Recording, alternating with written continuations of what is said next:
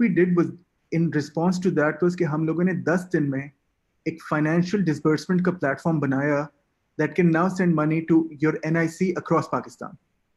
So it's completely wallet agnostic. चाहे आपके पास Jazz Cash है, Easy Paisa है, Omni है, Uphone का है, and it doesn't matter कि आपके पास wallet भी नहीं है, आपके NIC में पैसे आ जाएंगे. So what you can do is you can go to any one करियाने की दुकान में in your गली मोहल्ला anonymously आप अपना CNIC verify करते हो और आप cash उठा सकते हो. This was a testament to the strength of our team and their motivations क्योंकि ये स्टैंडर्ड अगर हम वक्तों में ये प्लेटफॉर्म बनाने जाते तो सारी अप्रूवल्स एंड रेगुलेटरी लाइसेंस लेने में ही 12 महीने लग जाते थे. But now what we have is basically a platform that can send money wherever you want. तो इसको हमने ऑफर करना शुरू कर दिया एनजीओस को. So we started to speak to them. We said कि तुम्हारी अपनी वेरीफाइड लिस्टें होंगी, लोगों ने ज़कात भी देनी होती है रमजान में. We said here's our platform free of cost, आपने जहां पैसे भेजने अपनी लिस्ट को वेरीफाई करें, we'll send it on your behalf.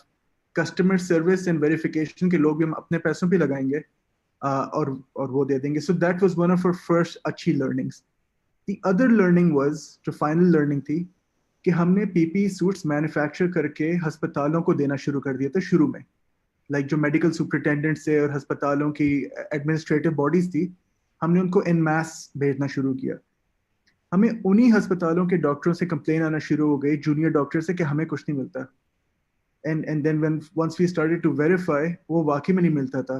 So suits भी होल्ड होना शुरू हो गए थे. तो फिर हमने क्या किया, we built out another platform जिसमें अगर आप डॉक्टर हो, आप आके अपना पीडीएन, अपना वो जो पीडीएम में बोल रहा हूँ बार बार, ये जो अपना डॉक्टर आईडी नंबर होता है वो एंटर करते हो. we'll call you and we'll verify you and then we'll send you a suit free of charge. सिर्फ उसमें हमें प्रूफ क्या चाहिए कि आपने वीडियो बना के रिसीट की शुक्रिया अदा कर देनी है और बताना है कि आपको सूट मिल गया. सो ऐसा करते हुए we're on track to have distributed free of cost 15,000 suit. So this was only made possible because ये सारे ब्रांड्स मिलके इकट्ठे हुए और अब हम कल अनाउंस करने जा रहे हैं 5 million face mask initiative. So everyone's going to pitch in. लेकिन पहली दफा मैं देख रहा हूँ कि सबसे अच्छी बात है कि instead of working independently, सब मिलके एक साथ कर रहे हैं. So we'd love if you'd visit our website and just have a look at it and maybe spread the word.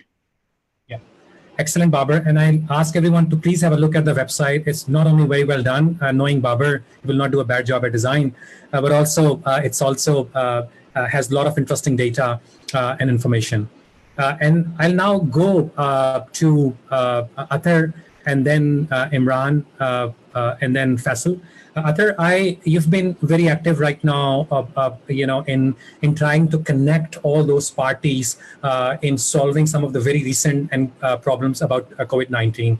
Ventilators ke case mein matchmaking, there's other technological interruptions happening, trying to helping them out.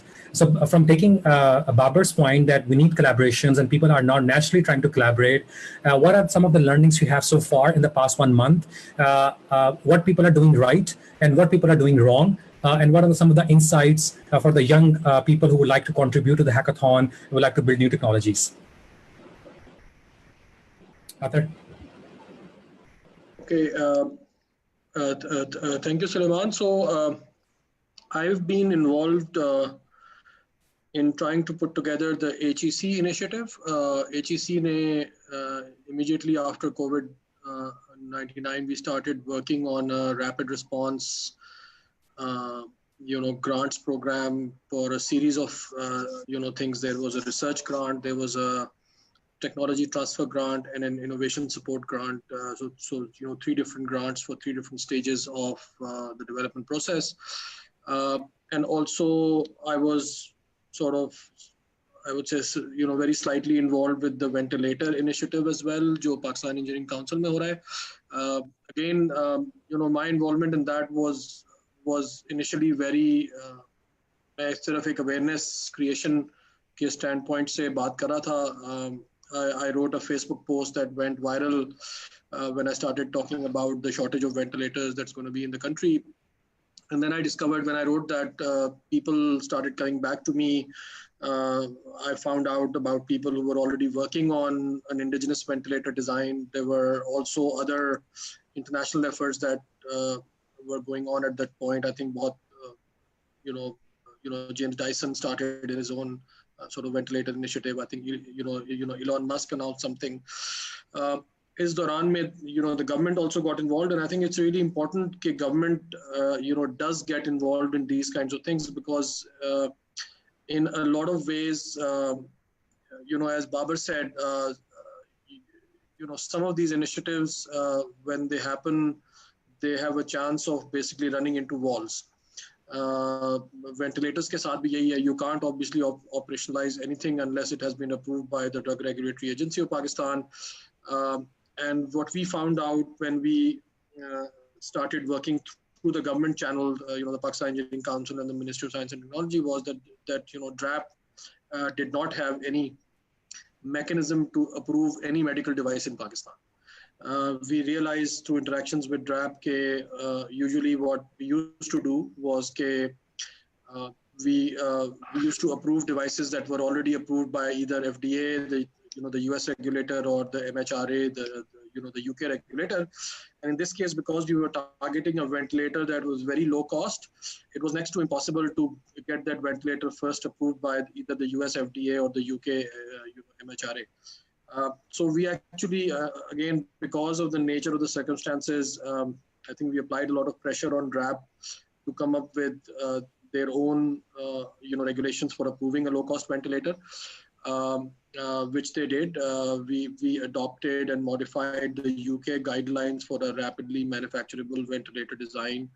But that's not enough. Obviously, it is one thing to say, okay, we're going to adhere to these guidelines. It's another thing to actually come up with tests and test rigs to be able to verify that these guidelines have been met. So there's a lot of work that needs to happen that has happened over the last several weeks.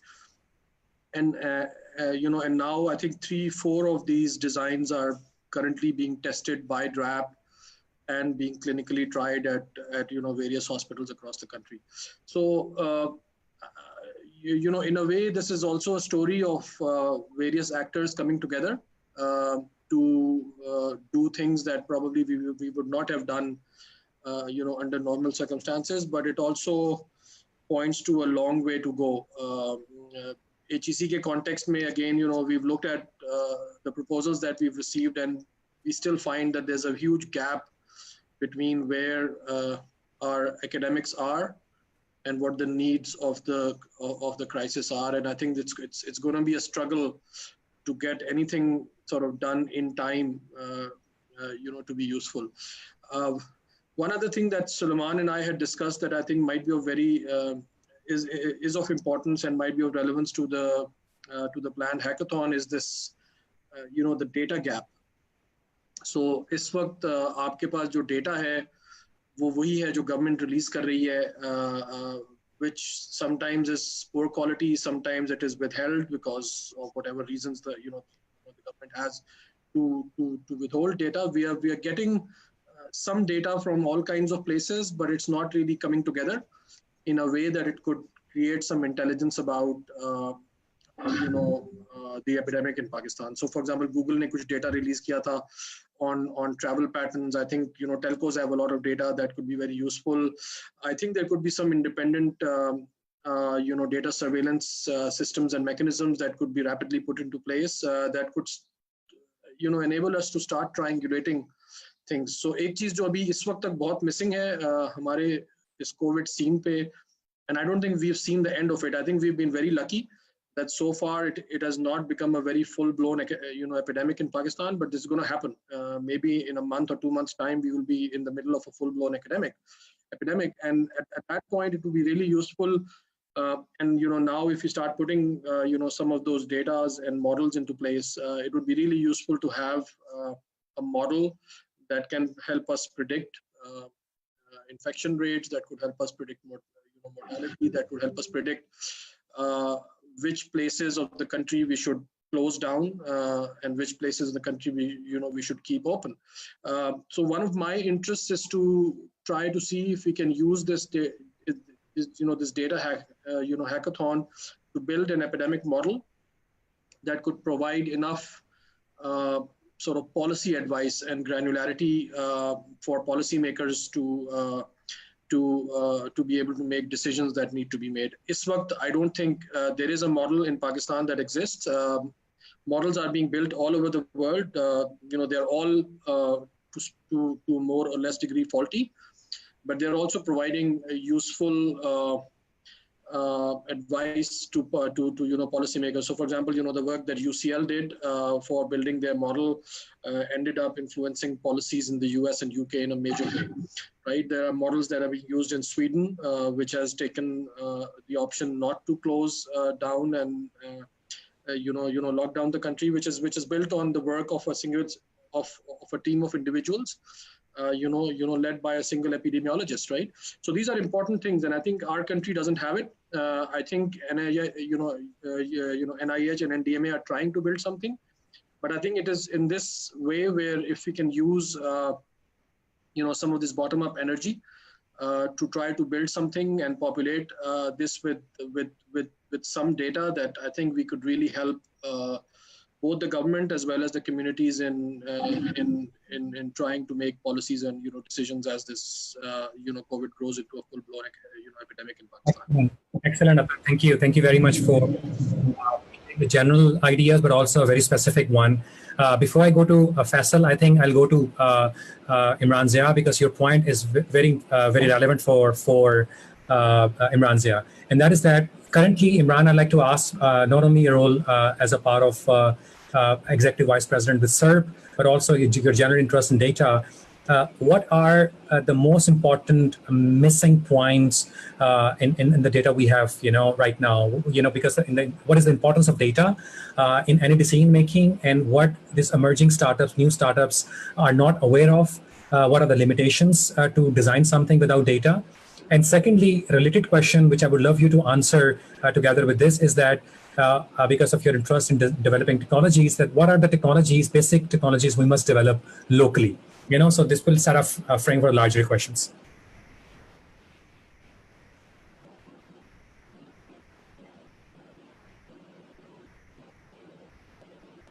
Okay, so I'm unmuted now, so you can hear me. So thank you, Salman, and I'll try to be brief because I'm being told that I'm actually on my mobile internet. My wired internet just broke, Murphy's Law, at the last minute. But anyway, so let's see how it goes. I might drop out, but I'll try to join back in. So building on what Athar was saying, I think I'll talk more about the work that I do at SERP, Center for Economic Research in Pakistan.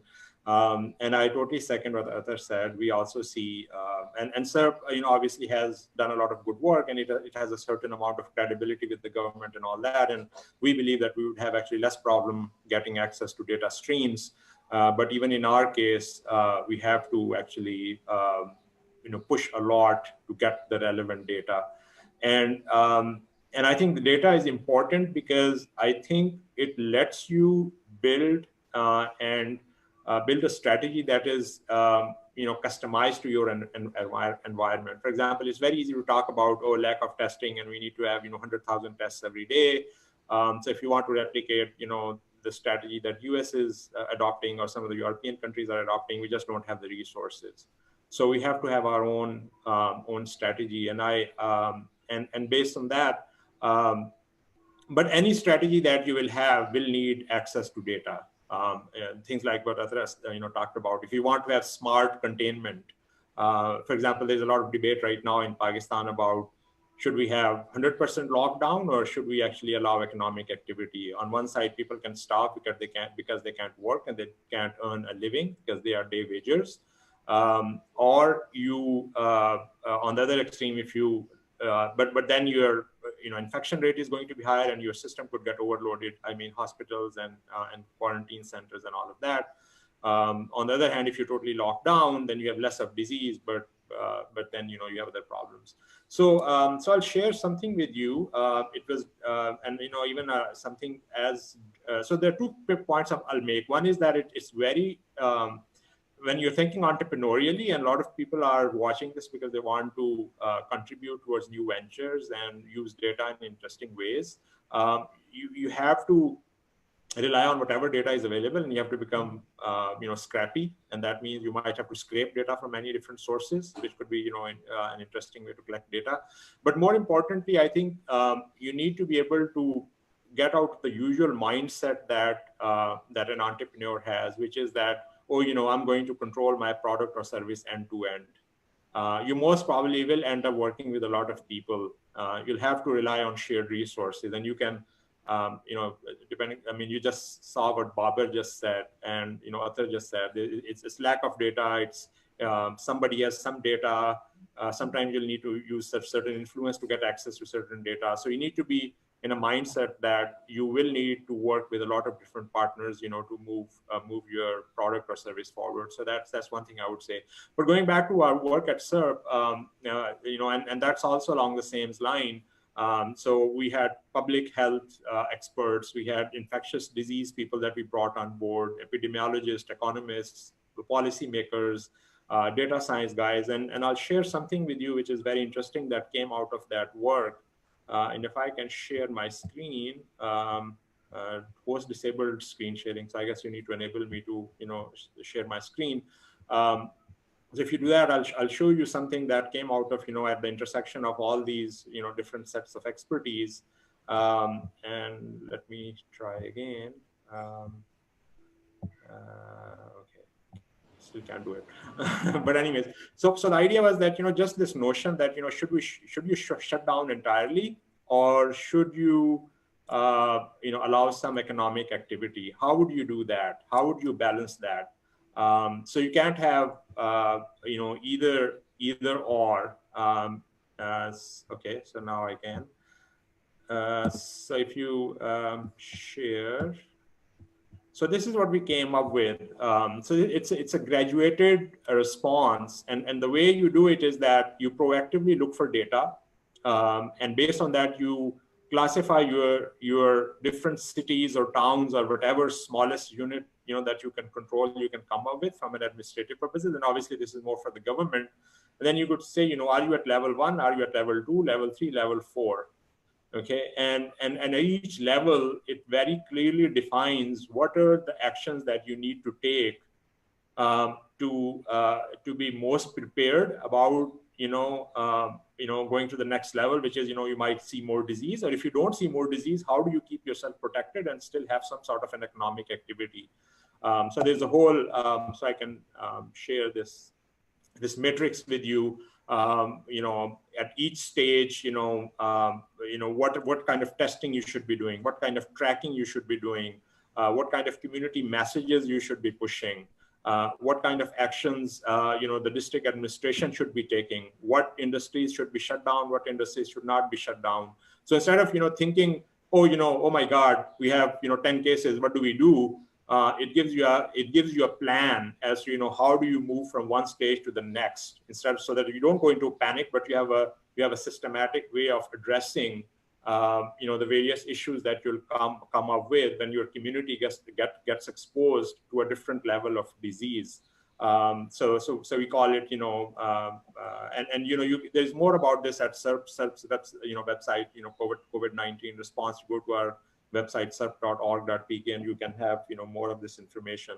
So that's one thing that I wanted to talk about, and I think again the key thing here is to be the ability to work with a lot of different people, and so the entrepreneurs need to think about it that way.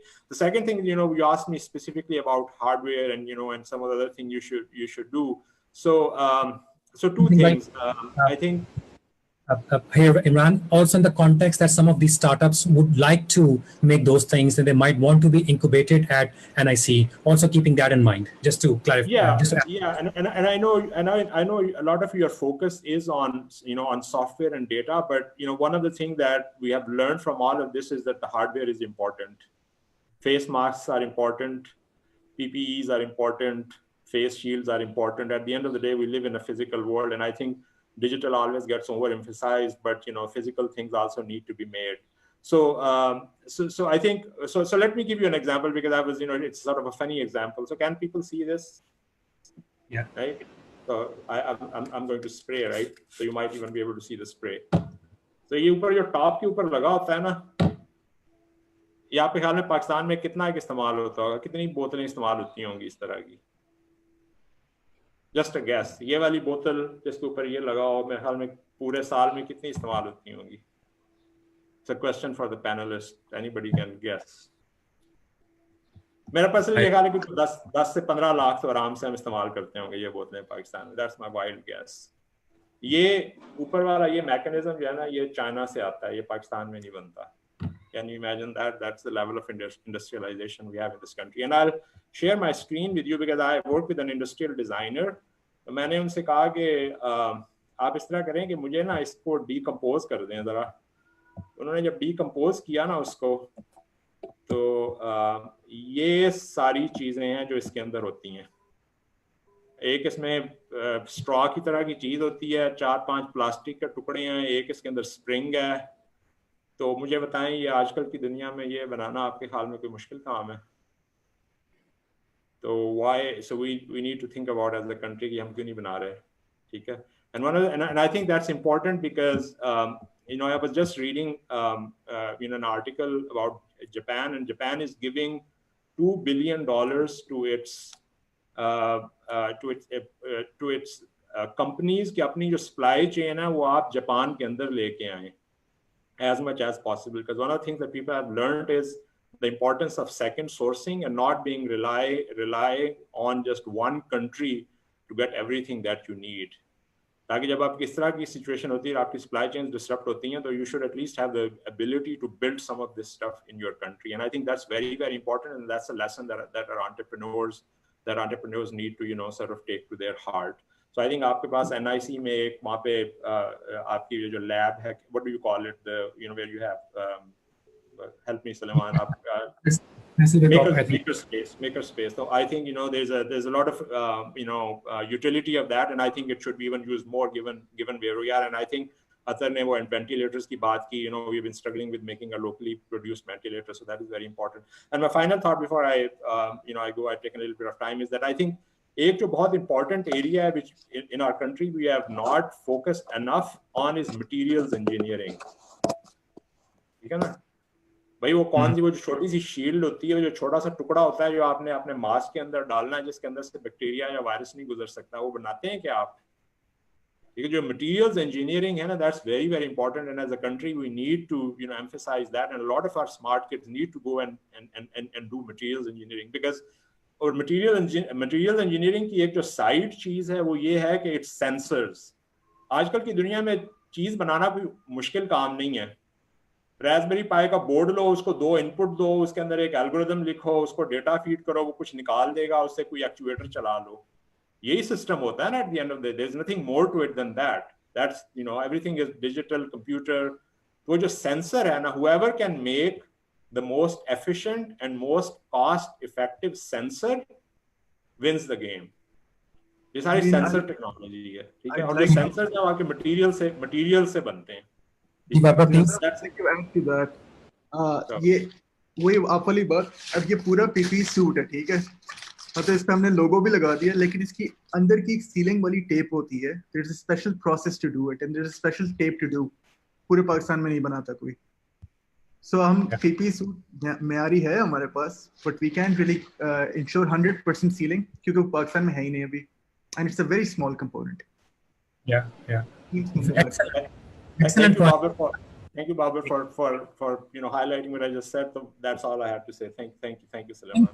And this is a perfect, amazing, you know, जबरदस्त बात आपने की है। I think Babar ने बहुत जबरदस्त live दिखा दी है कि आप पूरे का पूरा चीज बना लेते हैं, लेकिन इतनी सी चीज से आप रह जाते हैं पीछे। And we have not thought about these things in a systematic way, almost never, और अभी भी वो मसले ही आ रहे हैं।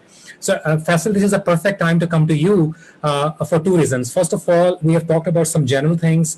We have talked about some high-level approaches, some ideas that how can we help the community, how the collaborative process happens. But now we want to talk about more specific things. What are some of the things which are happening right now at NIC for COVID-19? And more importantly, what would you like to see in a startup which comes to you, which addresses this post-pandemic and you know, high-scale disruptions को जो address कर रहा हो? Faisal, please. Thank you, Dr. Sulaiman. Standing on the shoulders of giants, literally. So Babar, Athar, and Imran. So I think when you started out, when you made the introductions, you were talking about some focus areas for Open Data Pakistan, right, and for UX Pakistan also. And I heard education, I heard health, I heard food.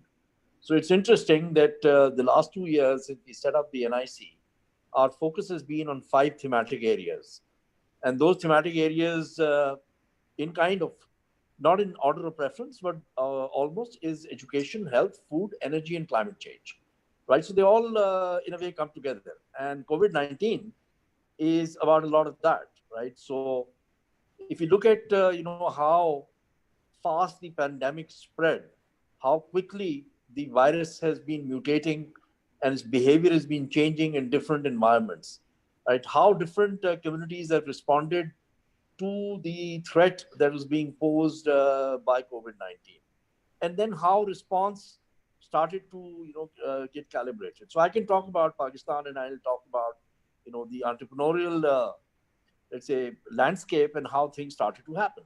So a lot of times, in the last 2 years, the question used to be asked and say, oh, so what are startups, and what do startups really do, and what does entrepreneurship really mean?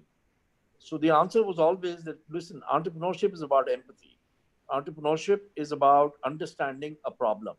Entrepreneurship is about feeling pain for somebody who's encountering a problem. And if you can possibly design a solution, then you are an entrepreneur because you can bring that solution to market. Speed at which you build that solution, the scale at which you can build that solution, and how effective that solution is. So we saw, right, from a standing start, literally a standing start. Zia has talked about, lack of manufacturing capacity, low understanding of material engineering, right? Baba just showed us a suit where one simple thing, like a tape which seals it, is not made in the country. I had a conversation yesterday with one of our entrepreneurs who's right now out there in the fields. He's helping with the wheat harvesting. So it's a company out of Deska, and they were manufacturing for the last 20, 25 years. They were making stuff. They were making washing machines. They were making small things for the home. But a couple of years back, they decided to pivot, and they decided to go into agriculture, and they started to make things. You don't have to invent anything. You actually really don't need to invent. At times, you need to indigenize, and you bring it to your local environment. You study what your local environment is, and you do that. So this young kid, right, studied that, and he decided that he's going to go into agriculture and making agriculture machines rather than the washing machines and all that his father and his grandfather had been making. And from there grew one little thing that's out there right now. 60 of those units have been sold. He's suddenly flooded with orders. He's got 300 orders, and he doesn't have the capacity to build those. But the interesting conversation I had with him is a reaper binder. And the binding is done by a string, which is obviously a nylon string, a polymer-based string. And he said, can you imagine that is a business by itself, right? Worth billions of rupees. Because that string, again, there are 2 or 3 manufacturers only who can actually make that. And, so lots of opportunities have been kind of identified and thrown up by COVID-19 also. I think what we need to be talking now is not the aftermath, but what is going to happen to the world that we live in, right, as a consequence of COVID-19 also. Athar was talking about and saying, the worst may still yet be around the corner, right? We're not through it as yet. Zia talked about, the stages that one needs to be aware of, the data that you need to have to be able to address each stage, the response that needs to be calibrated from the entrepreneurial lens, right? So it's about being able to identify a problem, right, and the depth of that problem, and then designing a solution. And if we ever heard about lean and agile, this has been the period for lean and agile, right? Within 2 weeks, people had started to at least come up with designs of ventilators, right? There was the ambu-bag ventilator, then, it went on to a little more intricate design. And eventually, from what I gather, 3 designs have been approved by the Engineering Council, by the Pakistan Engineering Council. And now it's a question of whether we can manufacture them, how quickly we can manufacture them. Do we have all the engineering available to be able to manufacture them? Answer to a lot of these questions is yes, right? We've had a light engineering base that is already there. They were manufacturing auto parts. They can very quickly pivot to possibly manufacturing parts for ventilators also. Then from the entrepreneurial perspective, again, we've been hearing a lot about PPE suit. We've been hearing about face shield. We've been hearing about masks. We've been hearing about disinfectants, right? I got a message yesterday again from one of our entrepreneurs, and he's a chemical engineer. So he did what he could. In the sense, he put together a disinfectant, right, and created out of natural products, right? Got it tested by PCSIR.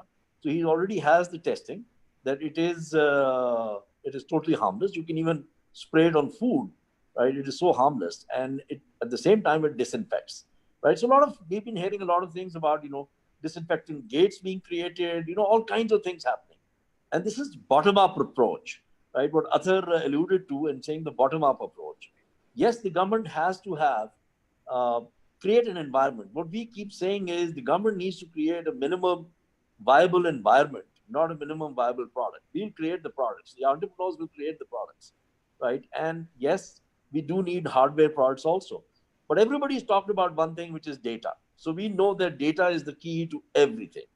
I mean, just as an example, so one of the simple things that one of the entrepreneurs did was the valves, right, for ventilators. Whether they get used or not get used is a different debate, right? But the very fact is that there was somebody from Australia who posted on Twitter, right, and said, I've created these valves and shipped them to Italy. And at that time, Italy was in the kind of peak of, the mortality also, and everything was happening there.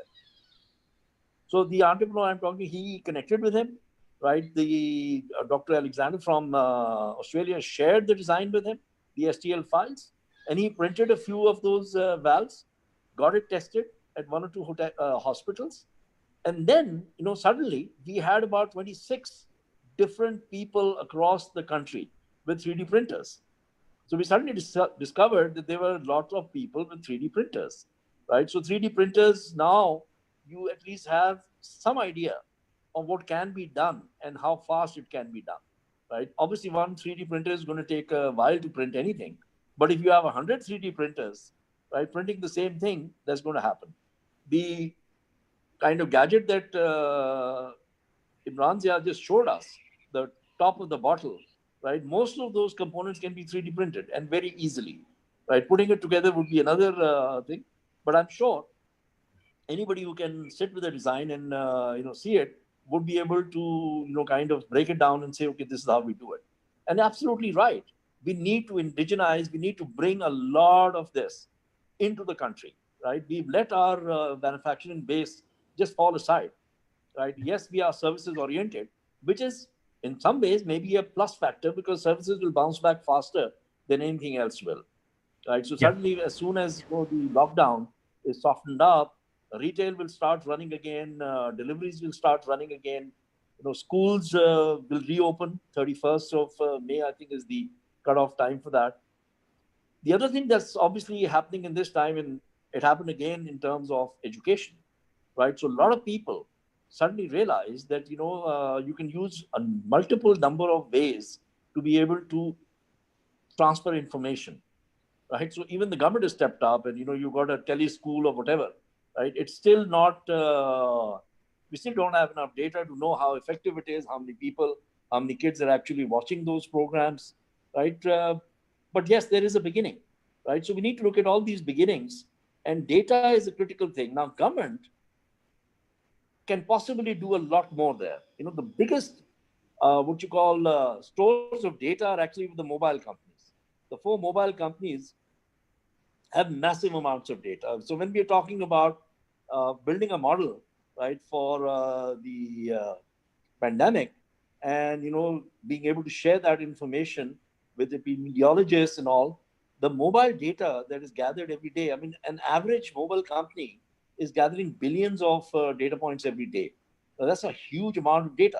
You don't have to have data on individuals. You protect privacy. You use the anonymized data, but you can use that data to build some really strong predictive models. Otherwise, like others said, there are lots of models being built everywhere, but a lot of them still have problems and still have gaps. And we know that data models, right, are voracious beasts. They need as much data as you can possibly feed them. The more you feed them, the more accuracy you get, the better model you create, right? So that is another part of it. We're looking at, talking to the current cohort we have. So there is a multiple companies, but the interesting thing is 9 of them were actually education tech companies, right? And those ed tech companies are now, each one of them is kind of ramping up as fast as they can because there's an opportunity thrown up. That's the other part of it. Entrepreneurs actually recognize an opportunity faster than other people do. So, looking at it from that perspective. Faisal, I'll come back to the other question at the end because I think I'll go to Faraz first. And then after this round, we'll have a last round of questions where we'd like to ask recommendations based on the feedback. But first, Faraz, to you. So Faraz, one of the things Babar talked about, which is like super amazing, that how from zero to millions he has reached, with the help of collaboration with some system while responding to this crisis. You have been looking at the scale in terms of your product and technology, and then how to go to the masses. So we would like to hear from you. So when these startups would be applying and will be thinking about the problem solving, one of the things they have to think about is this masses, is the scale, because the problem is too huge, and this is not about a niche problem which will be solved for a drawing room problem setting. They have to go to the masses. What are some of the things you have learned, and how would you help them to sort of work on this scaling issue while proposing ideas?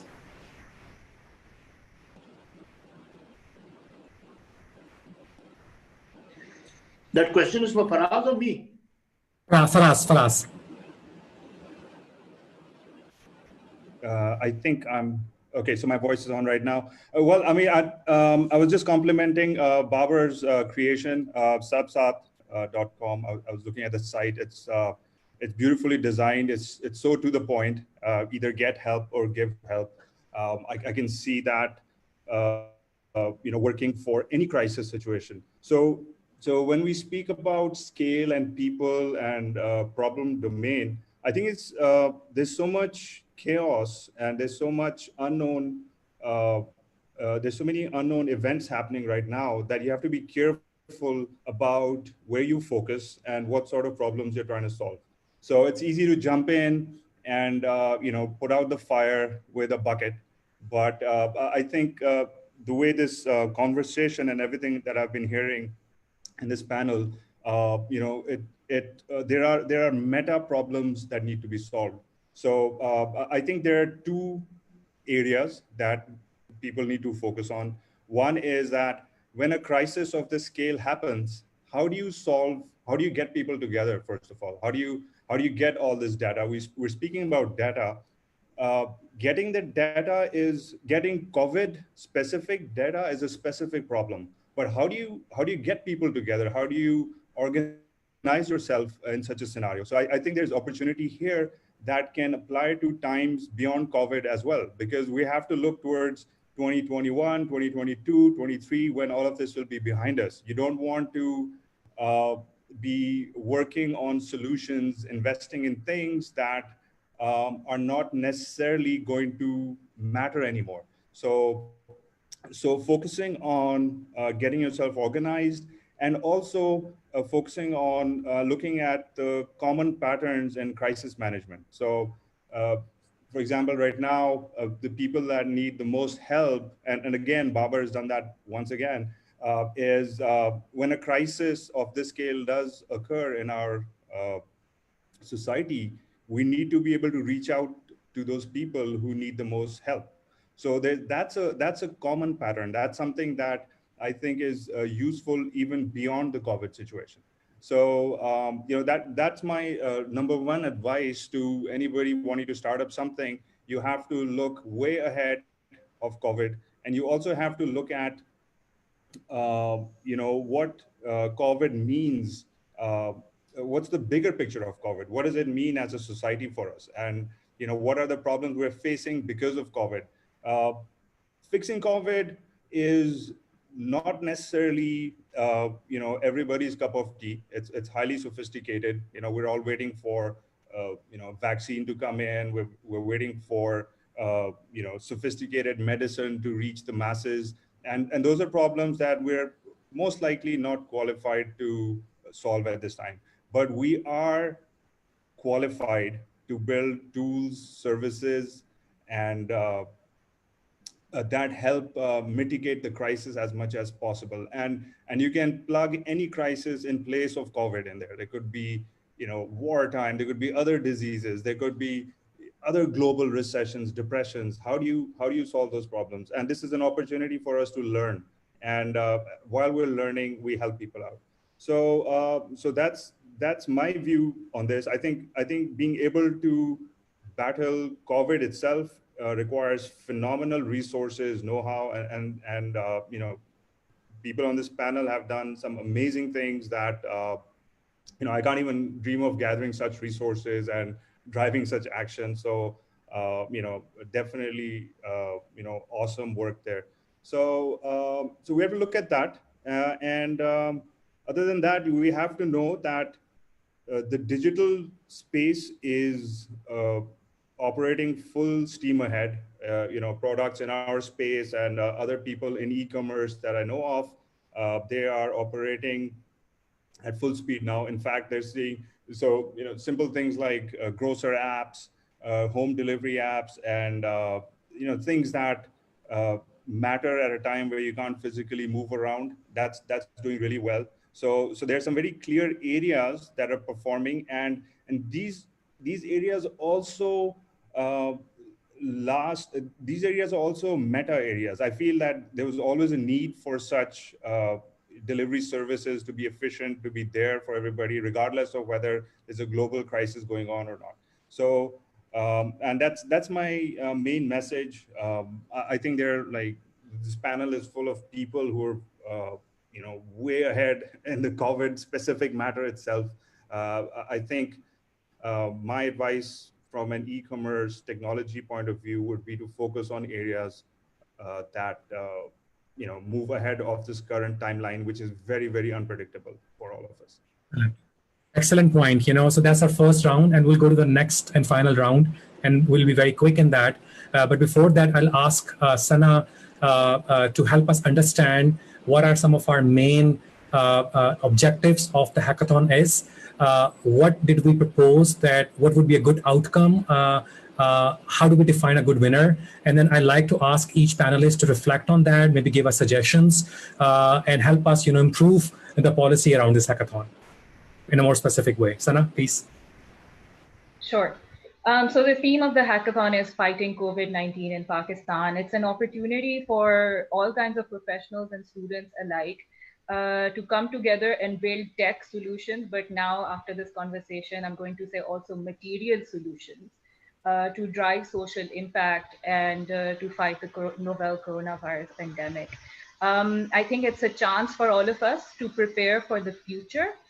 Since we all have been talking about this, we're entering a new era, or we've already entered a new era where the way we interact and the way we do things will be very different, from interaction to the way we work, from how businesses are conducted. So this hackathon is important in solving a very serious current real world issue.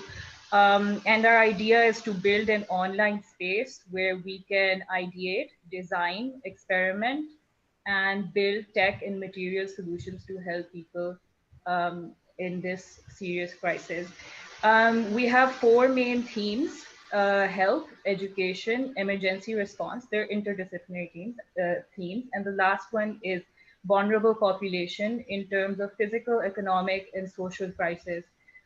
So for example, in economic, we mean large scale unemployment that we're going to foresee and ways to tackle such issues. So what we're looking for is more of precautionary preventative measures that prepare us for the future and solve long-term problems than just reactionary measures that are just a quick fix and just fix the current situation. Just some quick logistics. We're going to be doing this hackathon a lot on Zoom and Slack. We're going to have 3 main workshops on design, prototyping, and ideation. So we're looking for participants, and I'll share the link where everybody can sign up on opendata.com.pk under events. One important thing, we're also looking for volunteer mentors. So calling all directors, CEOs, managers, and anybody who wants to volunteer, mentor our participants through ideas and solutions, that would be great. Thank you. So in the next and the final round, short and answers on what are your, so what should be the focus areas in your opinion right now, which new emerging teams and startups or organizations should work on, and what should we be aware of based on your own experiences, and how should they sort of go about it, and what would be a good output in your opinion? For example, Babar, in your case, a good output. One could say a good output is a decent website, but in your case, I see the great output is that people are actually together. They're working together, and that has automatically given birth to a lot of interesting outputs. So how would you define what is an interesting output for this hackathon is? What would be a success of this hackathon if you're able to achieve A, B, or C, in your opinion, in a general answer? देखें, I'll answer it in two ways. एक तो the essence of anything would be to get an MVP out and rolling. मतलब अब पहले क्या होता था कि हम लोग हफ्ते में sprints चलाते थे और चीज़ों को अपने products को वो कर रहे होते थे, but now you could do it in days, right? So whatever your level of competence is, अभी time सोचने का इतना नहीं है, ना planning करने का है. If you can roll it out and then figure out कि synergies क्या हो रही हैं. दूसरा, try to see कि existing systems को कैसे help कर सकते हो. For instance, we're making a pitch on Tuesday to about 200 more NGOs in Punjab जो कि खुद सब independently कोशिश कर रहे हैं कि किसी तरीके से उनके पास cash transfer mechanisms आ जाएं. So बजाय उसका करने के हमने मेहनत कर ली है, we'll just pass it on free of charge. लेकिन in terms of entrepreneurial effort, अगर क्या करना होता तो मैं सिर्फ अपने realm में बात कर सकता हूँ. I would look beyond COVID and try to focus on solving the problem of too much government intervention into data privacy, like into users also. I see a very real big brother kind of opportunity right now. तो अगर आपने कुछ करना ही है तो या तो आप बिल्कुल ही like 2G या 1G phones बनाना शुरू कर दो वापस. But anything that can maybe go beyond the problem and to also see it, लेकिन अपने area of competence में कर लें. Excellent. I think this is a very, very important point for in emerging startups. Athar, your 2 cents, what would you like to see? You've been doing a lot of these grand challenges, but keeping in mind, for example, you also do this venture lab. So who would you like to incubate? What would be a good success out of this hackathon? Or maybe projects you would like to work on or like people to work on? Well, I think one thing I would like to see is maybe a couple of good teams coming together to help build or populate an epidemiology model. There's a lot of data out there that is in disparate kind of places, and it's just the act of being smart and trying to bring this data together. I think that would be really useful, and once that happens, then we could start working with the government, because at the end of the day, the government also needs this data. मुझे लगता है ये कि I think those who are working selflessly in this time are doing better, and those who are still posturing for their corporate benefit or personal benefit are not getting along very well. अभी तक पाकिस्तान में कोई tracer app नहीं हम बना सके कि हम ट्रेसिंग ही करना शुरू कर दें.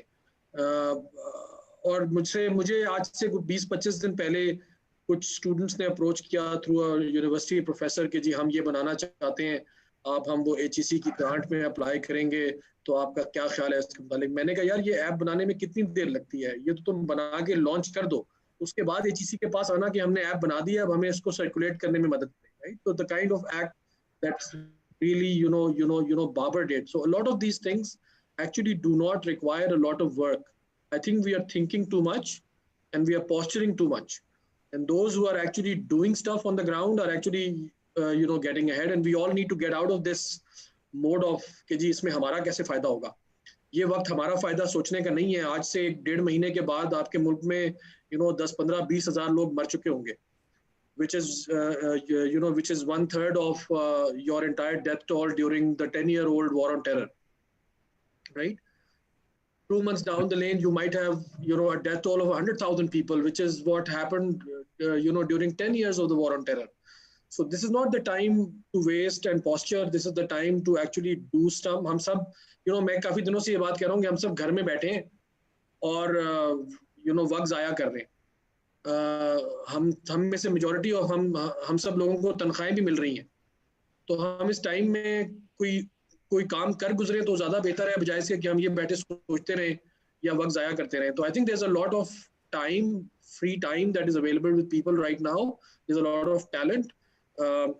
I've seen a lot of efforts where people have started reorganizing themselves and started doing these face masks and shields and all kinds of stuff. But I think a lot of people are still sort of sitting on the sidelines and trying to figure out कि हम क्या करें या इसमें हमारा फायदा कैसे होगा या हम फ्यूचर के मुतालिक. ये फ्यूचर सब रह जाएगा जब 2-3 महीने में 1 लाख बंदा मरा पड़ा होगा ना, तो फिर I don't think we'll think about the future. We have to think about how we should be prepared for that future in 3 months, which is going to happen in 3 months. So that's kind of my 2 cents worth. मैं थोड़ा सा परेशान भी हूँ. Academics भी इसी किस्म की बातें करते हैं जब मैं उनसे बात करता हूँ कि जी अच्छा रिसर्च ग्रांट कब मिलेगी. यार रिसर्च ग्रांट का टाइम गुजर गया है, राइट? अब तो वो काम जो आपने कर लिया होता उसको हम आपको स्केल करने के पैसे दे सकते हैं. अब अगर आप रिसर्च करना शुरू करेंगे तो वो तो कोविड के बाद ही चीज बन के निकलेगी बाहर. सो मुझे लगता है ये है कि we are entering into very dangerous times. I hope I am wrong, but during the Spanish flu of the 1918, about 2 million people died during the first year and a half in the first wave, and then 60-70 million people died in the second wave. Right? So between now and the 18 months to 2 years time frame, we are looking at a massive death toll. और अभी तक मुझे नहीं समझ में आ रहा कि कोई किसी भी तरह से ये वायरस हमारे काबू में आ रहा है या हमसे सही तरह से डायग्नोज भी हो रहा है कि इसके इफेक्ट्स क्या हैं, how is it interacting with the human body. I think it's very, very dangerous and very, very complex. So please, I would urge people to get out of their मेरा क्या फायदा है and get into the mode of how I can contribute. Excellent point, Athar. Really, emotional also, and I think you're worried because you also have access, because you meet people and you get this kind of a scary data also. Please don't share with us. So I, Faraz ki taraf dekh raha hu, it's really tough times. We try to keep ourselves engaged in all these things, but I think this is a very tough time. And that's why we wanted to sort of have this hackathon, whatever we can do in our capacity to address this problem. And also have, इस panel का मकसद भी अतर यही था, to have people like you, and I'm very happy that Babar is on board, Imran and Faraz, to tell people that all of you are doing something, and you started spontaneously, or अब चलते रहे यार, कारवां बनता गया. I think यही तरीका है कि स्टार्ट तो करें. लोग इतनी ज्यादा प्लानिंग में पड़े हुए हैं, लोग इतना ज्यादा सिस्टमैटिक चलते हैं, लोग इतना ज्यादा वो आइडिएशन फेज में है कि इसकी बारी नहीं आ रही कि हमने कुछ लॉन्च कैसे करना है. I think it's a very, very important time to we go forward. Very quickly to you, Imran, what are the 2 or 3 most important things you would like yourself to do, but also other people to do under this hackathon and under this problem solving which we have launched under Open Data Pakistan? So I'll build on top of what Athar said.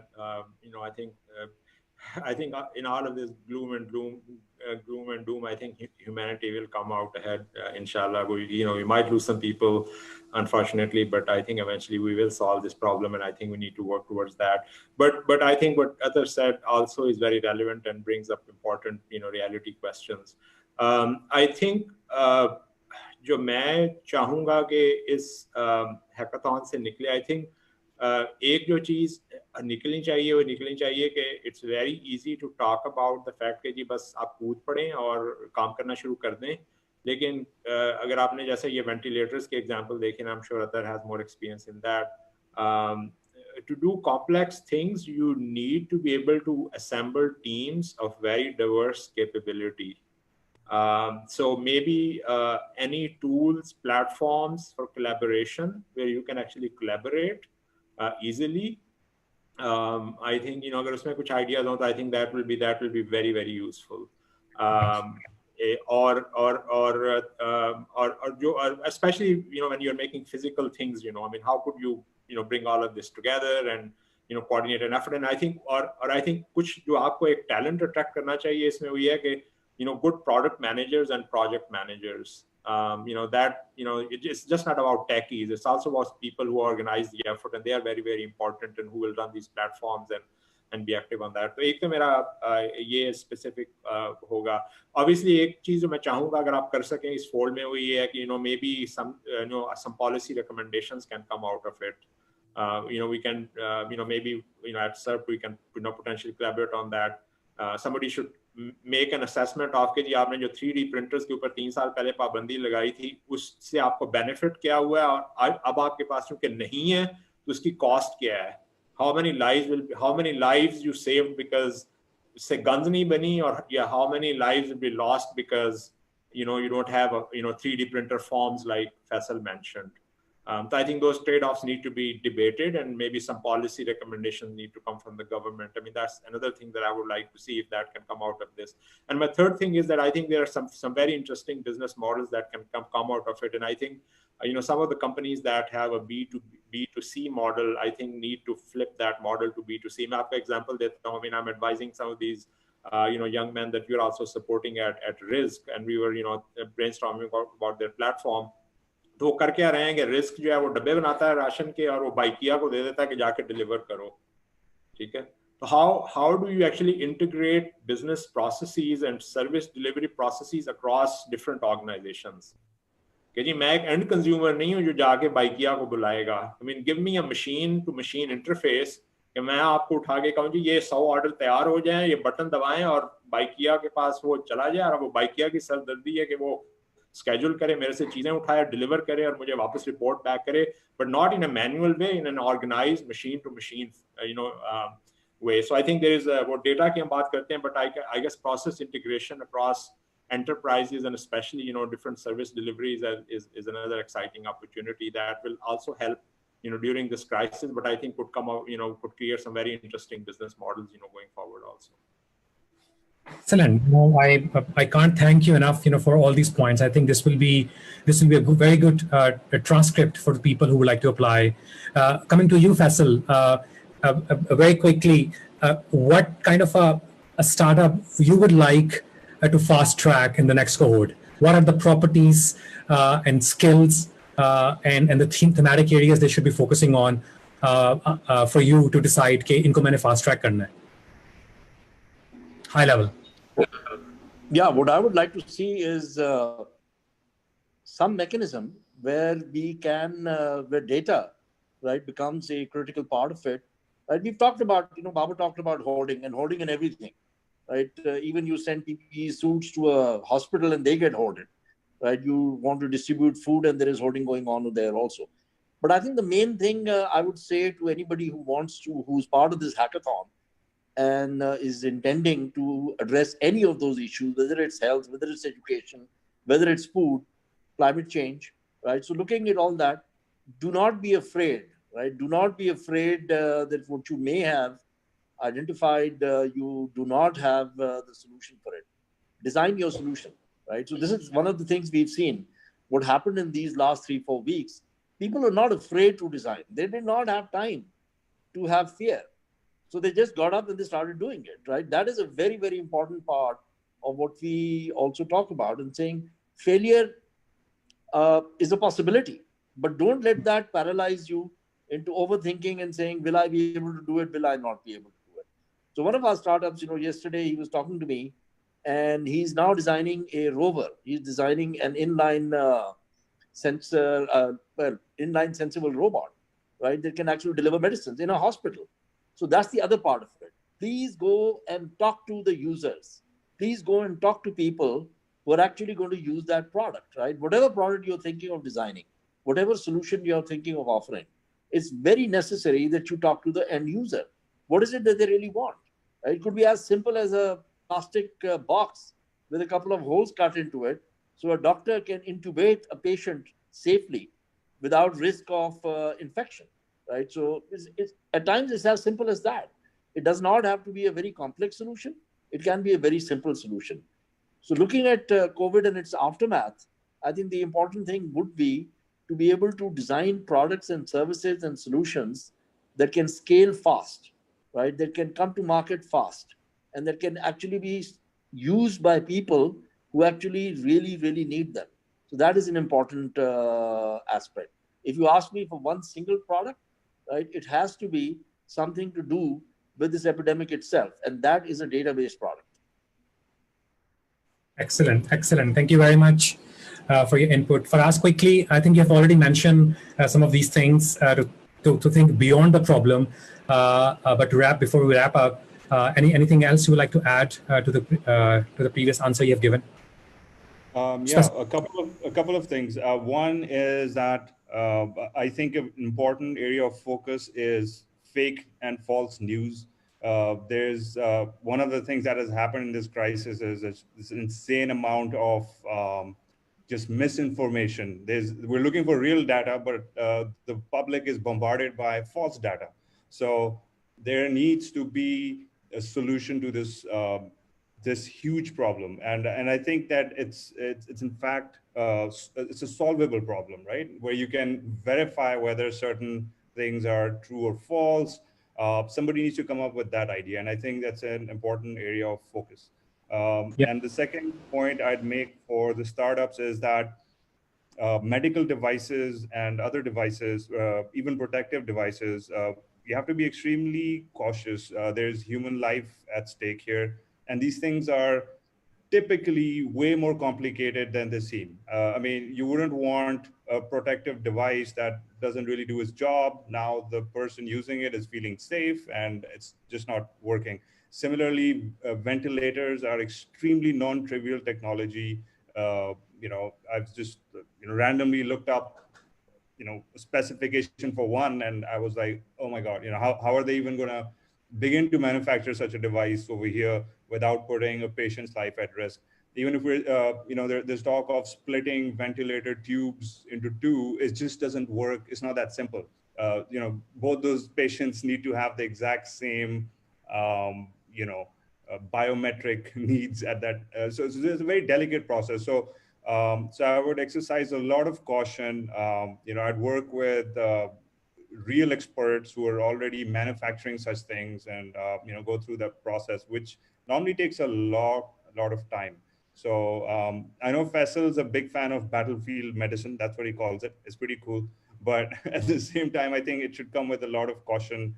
And I'm not an expert in this area, but I do know that if startups are working on such things, they need access to experts and real authorities that can approve such designs. We should not roll these things out.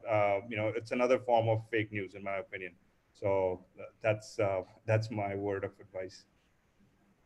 And for us, believe me, we can't have a better ending than this. Thinking about ethics, thinking about social responsibility, and thinking about what is the importance of human life. And I think what I like the most is that don't give this false hope that you're safe. So this is very important that people are aware, because believe me, I have this sanitizer with me, and for the first 2 days I was using the sanitizer, and then I gave it to my father, and he told me, "Yaar, 2 number hai." Like, how do you know? And then he brought the other one from inside, and we compared, and for sure, wo 2 number tha. And you know what? I had a complete trust on the sanitizer. I was using it. I was going out, coming back, using sanitizer. Look at, and now उसका नुकसान ये हुआ है कि उस incident की वजह से मेरा यकीन ऑलमोस्ट हर सैनिटाइजर पर खत्म हो गया. For the next few months, any sanitizer I buy, I will say कि पता नहीं एक नंबर है या नहीं है. So I think this is very, very important. When you're not going to break the confidence of the customer, you're going to break the whole ecosystem, और पूरी की पूरी इकोनॉमी खराब करने को तैयार है. अब लोग नहीं ट्रस्ट करेंगे. So I think this is a very, very important message you have given to all the startups.